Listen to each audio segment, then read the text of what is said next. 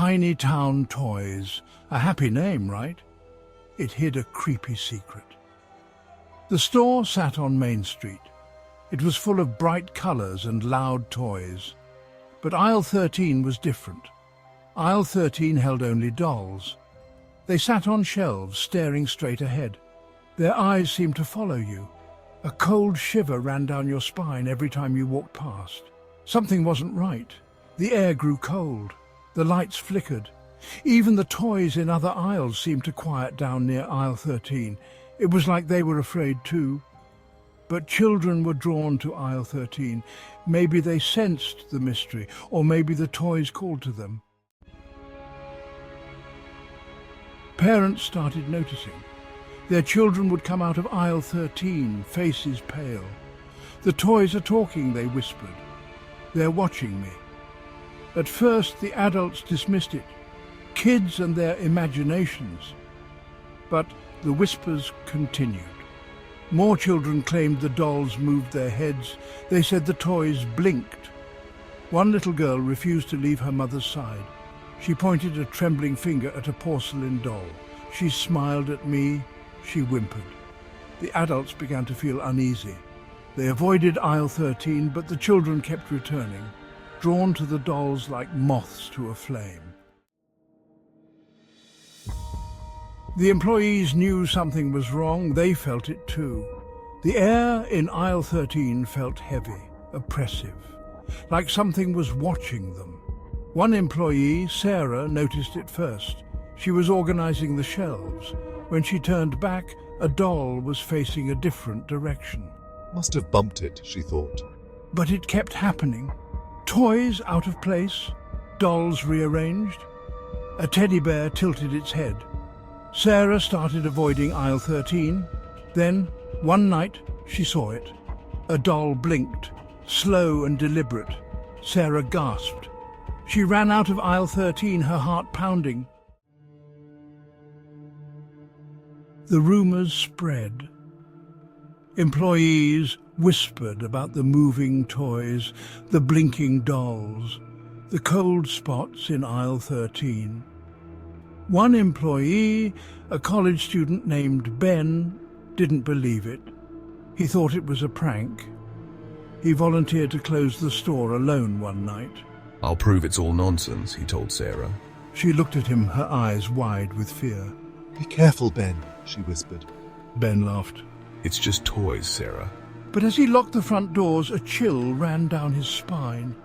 He was alone with the dolls. Section 5, a midnight mission. The store was silent. The only sound was the hum of the fluorescent lights. Ben walked down the aisles, checking the locks. He reached aisle 13. He hesitated. He could turn back, but his curiosity was stronger than his fear. He stepped into the aisle. The air grew cold. Ben felt a presence. He shone his flashlight on the dolls. Their eyes glinted in the dark. He swore he saw one move. Ben's heart pounded. He had to get out of there. As he turned to leave, he noticed something, a small wooden door hidden behind a shelf. He had never seen it before. Section 6, Secrets in the Stockroom. Curiosity got the better of him. Ben pushed aside the shelf. The door creaked open, revealing a dusty staircase leading down into darkness. He hesitated. What was he doing? This was crazy, but he had to know. He took a deep breath and started down the stairs. The air grew colder. The smell of dust and decay filled his nostrils. Ben reached the bottom of the stairs and found himself in a small, cramped room. Cobwebs covered the walls. A single bare bulb cast an eerie glow.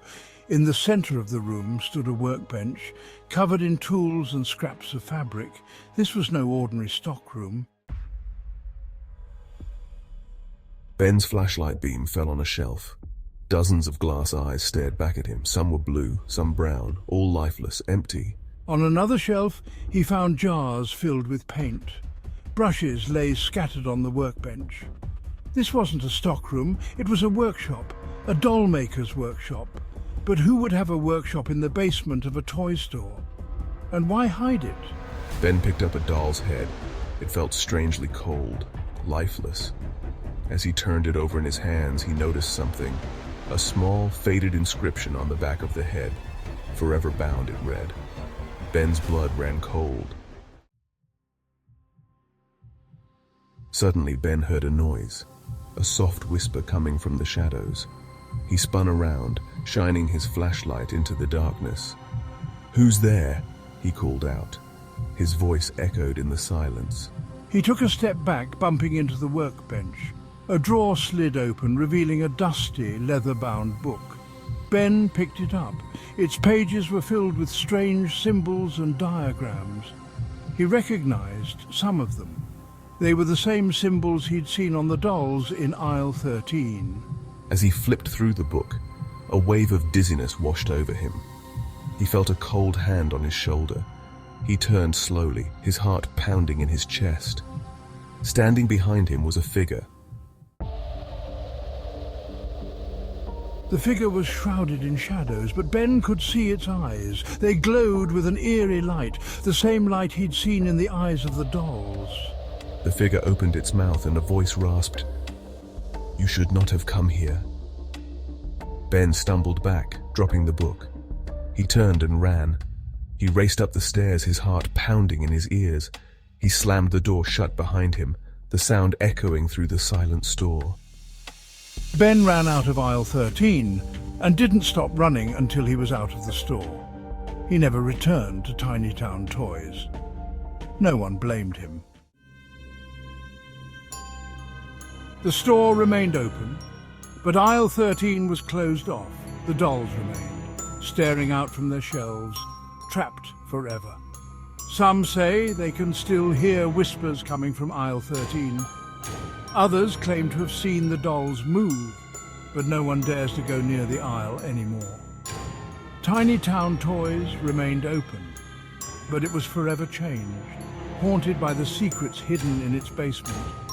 A chilling reminder that some toys are best left unplayed with.